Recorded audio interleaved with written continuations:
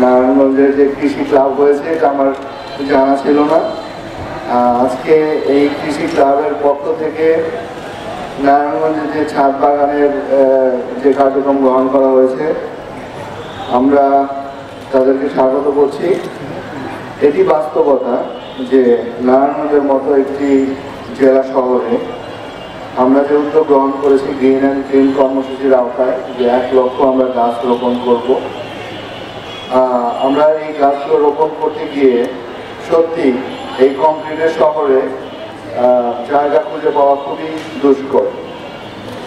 সেই লক্ষ্যে আমি আমাদের সম্মানিত অধ্যক্ষ মহোদয়ের সাথে কথা বলেছিলাম যে আমরা কিভাবে এটা ওয়ে আউট করতে পারি। তো সেই প্রেক্ষিতেই আজকে নারায়ণগঞ্জের এই শিক্ষা প্রতিষ্ঠানে আমরা ছাদ বাগানের যে কার্যক্রম গ্রহণ করা হয়েছে এই জন্য সকলকে আমি কৃতজ্ঞতা জানাচ্ছি, ধন্যবাদ জানাচ্ছি।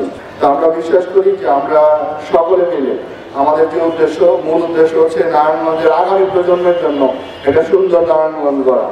আমরা একটা সবুজ নারায়ণগঞ্জ করতে চাই, আমরা সবুজে ভরে দিতে চাই এবং বসবাস উপযোগী একটি শহর আমরা প্রস্তুত করতে চাই।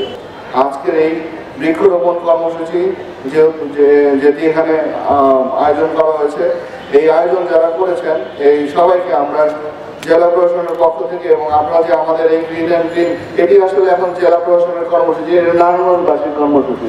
সকল স্তরের সকল মানুষ আমাদের এই গ্রিন অ্যান্ড ক্লিন কর্মসূচির সাথে সম্পৃক্ত হয়েছে।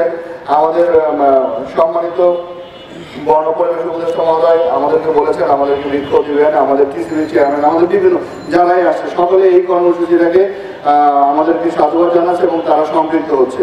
তো তাদের সকলের এবং এই সম্পৃক্ততা যেভাবে আপনাদের কাছে স্বতঃস্ফূর্তভাবে আমরা পাচ্ছি, আমরা বিশ্বাস করি, আমরা অবশ্যই দৃঢ়ভাবে বিশ্বাস করি নারায়ণগঞ্জ সবুজের নগরী হবে ইনশাআল্লাহ।